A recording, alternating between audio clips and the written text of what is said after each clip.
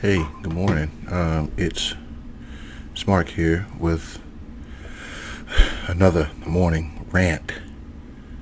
Time on deck. It's 4:56. Got up fairly late yesterday, so didn't really have time to. Well, kind of had time to do a video, but I didn't. So this is what I wanted to talk about yesterday. I'm going to run it down today. Afghanistan. What happened? First, let me play, because I agree, and some people might not agree, but I agree with President Biden's take on why he did what he did and what happened. Let's go to the video, please. Argued for many years that our mission should be narrowly focused on counterterrorism, not counterinsurgency or nation building. That's why I opposed the surge when it was proposed in 2009 when I was vice president. And that's why, as president, I'm adamant we focus on the threats we face today in 2021, not yesterday's threats. Today, the terrorist threat has metastasized well beyond Afghanistan. Al-Shabaab in Somalia, Al-Qaeda in the Arabian Peninsula, al-Nusra in Syria, ISIS attempting to create a caliphate in Syria and Iraq, and establishing affiliates in multiple countries in Africa and Asia. These threats warrant our attention and our resources. We conduct effective counterterrorism missions against terrorist groups in multiple countries where we don't have permanent military presence. If necessary, we'll do the same in Afghanistan. We've developed counterterrorism over-the-horizon capability that will allow us to keep our eyes firmly fixed on the direct threats to the United States in the region and act quickly and decisively if needed. When I came into office, I inherited a deal that President Trump negotiated with the Taliban. Under his agreement, I want you to remember that. I want you to remember that. This withdrawal was an agreement that was made by the Republican Party, by Donald Trump, that they would leave by March or May. Let's keep going. U.S. forces would be out of Afghanistan by May 1, 2021, just a little over 3 months after I took office. U.S. forces had already drawn down during the Trump administration from roughly 15,500 American forces to 2,500 troops in country. When he got there, there was only 2,500 troops there. And the Taliban was at its strongest militarily since 2001. The choice I had to make as your president was either to follow through on that agreement or be prepared to go back to fighting the Taliban in the middle of the spring fighting season. There would have been no ceasefire after May 1. There was no agreement protecting our forces after May 1. There was no SOFA status of forces agreement, no SOFA status. So, in other words, the Geneva Convention, the SOFA status, Americans, they would not be able to, well, not the Americans, but the Taliban. There's rules, and there's rules to war, and certain rules wouldn't have been abided by, and it could have put Americans in more harm than they were already in. There was no status quo of stability without American casualties after May 1. There was only a cold reality of either following through on the agreement to withdraw our forces or escalating the conflict and sending thousands more American troops back into combat in Afghanistan, lurching into the third decade of conflict. I stand squarely behind my decision.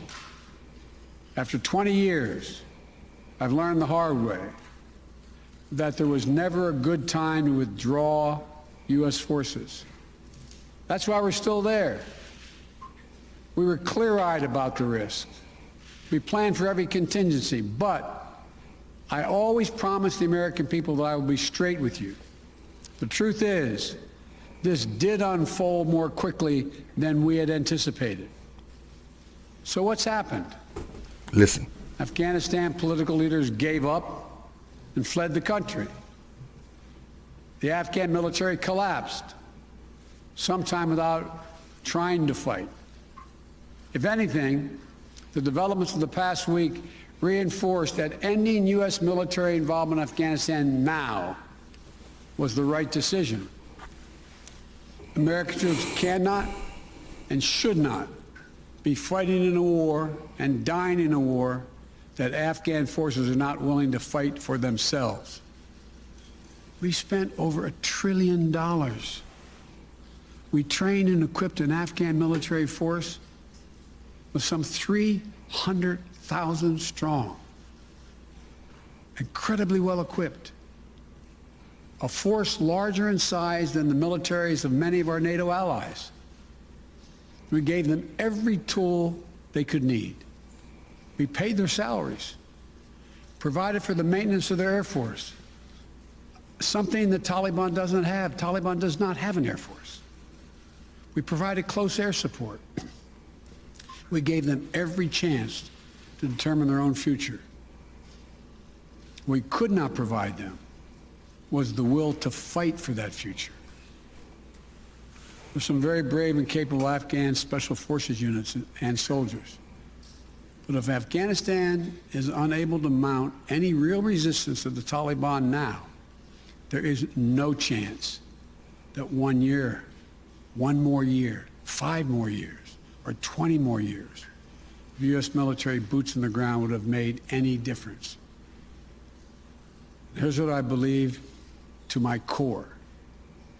It is wrong to order American troops to step up when Afghanistan's own armed forces would not. If the political leaders of Afghanistan were unable to come together for the good of their people, unable to negotiate for the future of their country when the chips were down, they would never have done so while U.S. troops remained in Afghanistan, bearing the brunt of the fighting for them.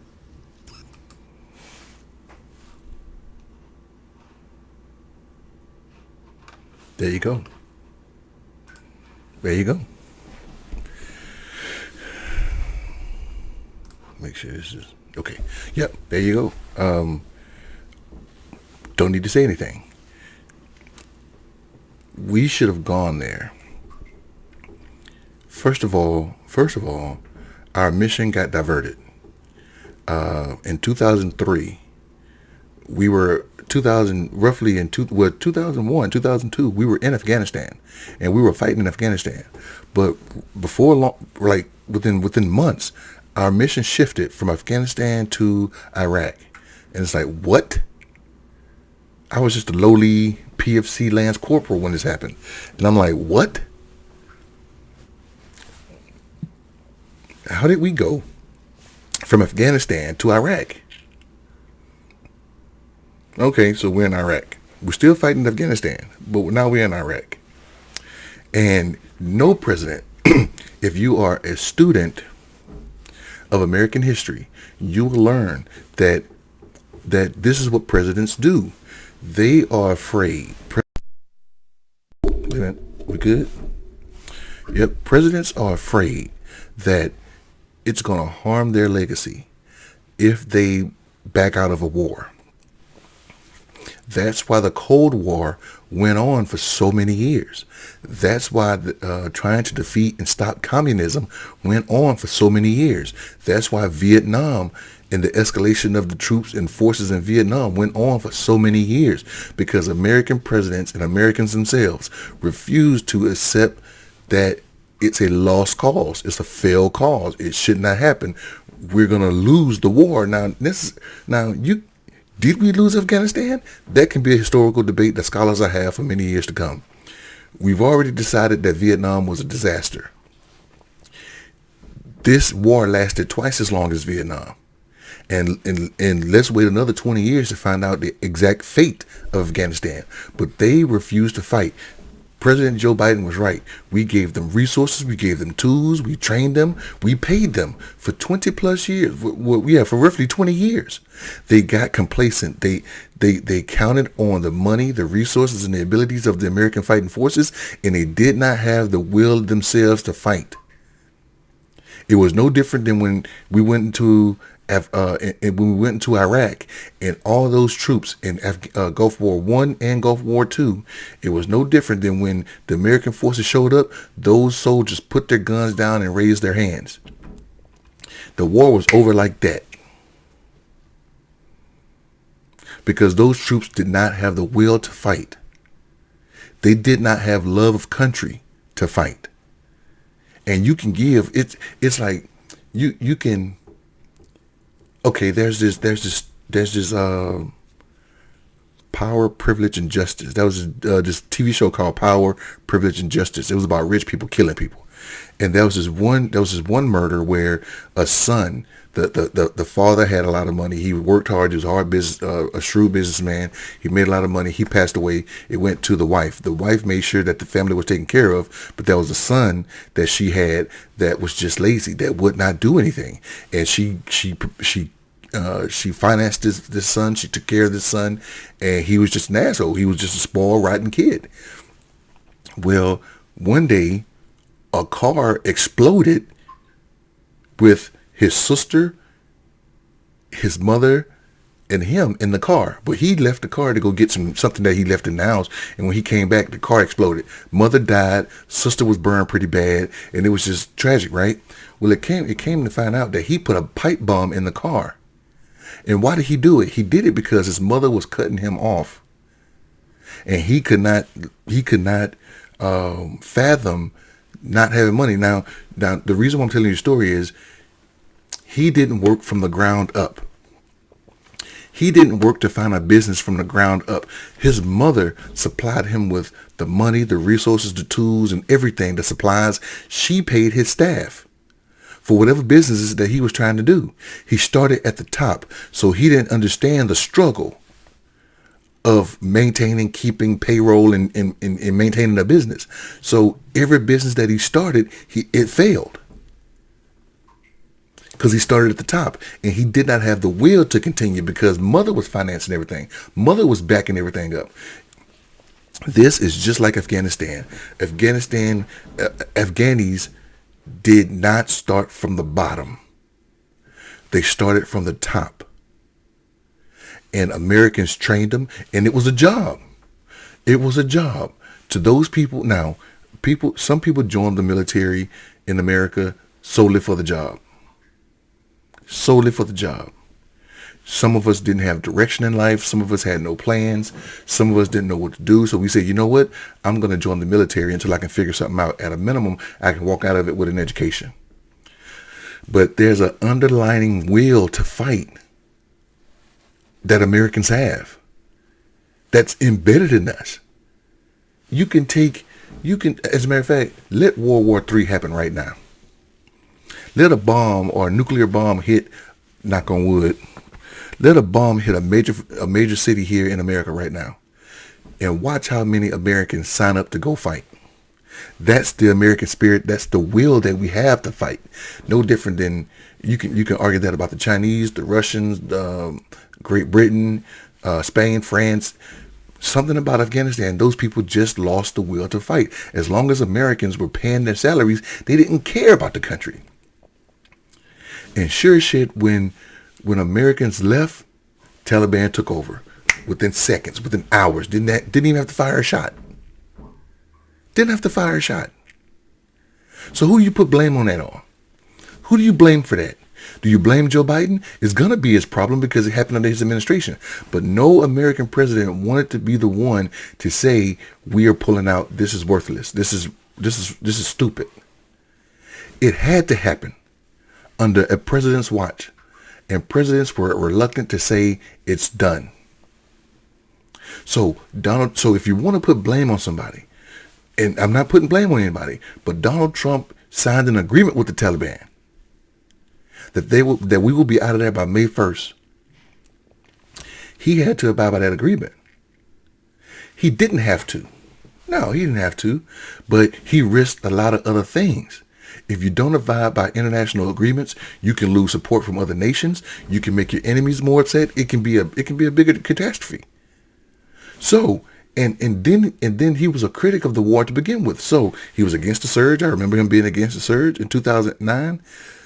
And hey, we either do this now or we do it later. And they have reduced the troops to 2,500. What the hell 2,500 troops are going to do in Afghanistan?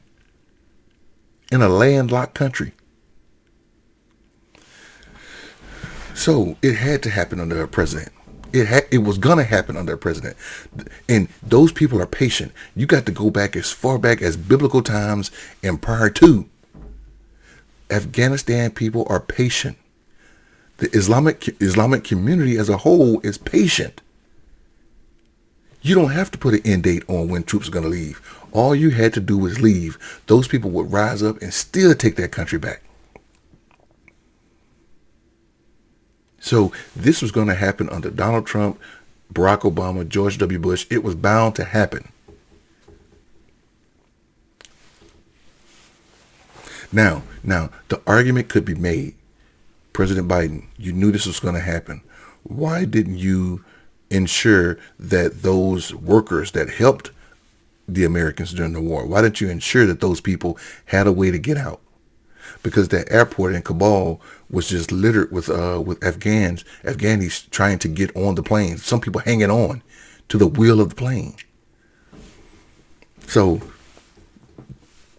the execution of withdrawal of those civilians can be debated. And what is Fox News talking about? Fox News, Tucker Carlson to be exact, they're talking about he's going to flood the nation with more immigrants, more American-hating immigrants. Some of these people, majority of these people, helped American troops fight this war. And they would have been seen as traitors to Afghanistan. Why would we let those people stay?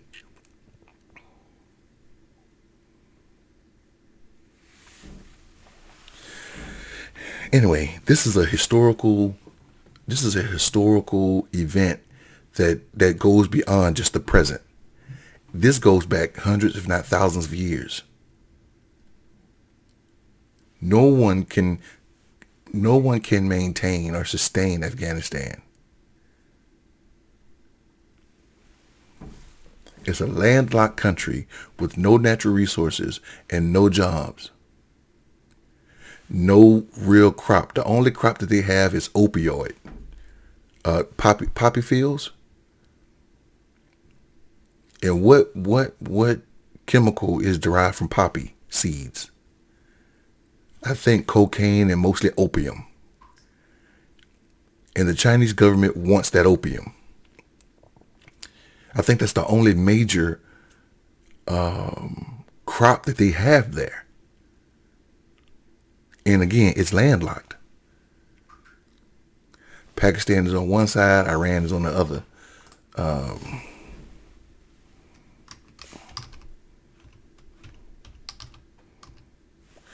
Let me make sure.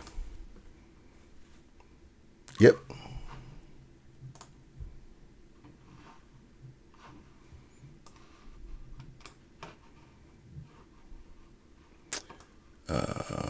Yep, right here. Just so you'll see. Afghanistan is right here. It's surrounded by Iran to the west, Pakistan to the east, Tajikistan to the north, Turkmenistan to the northwest. So it's a landlocked country. No major natural resources, and it just sits there. Anyway, so that's what I want to talk about. If you have to understand American history, international history, you have to understand the history of the Afghan people. You have to understand the history of Islam. And I'm not putting this on Islam as a religion.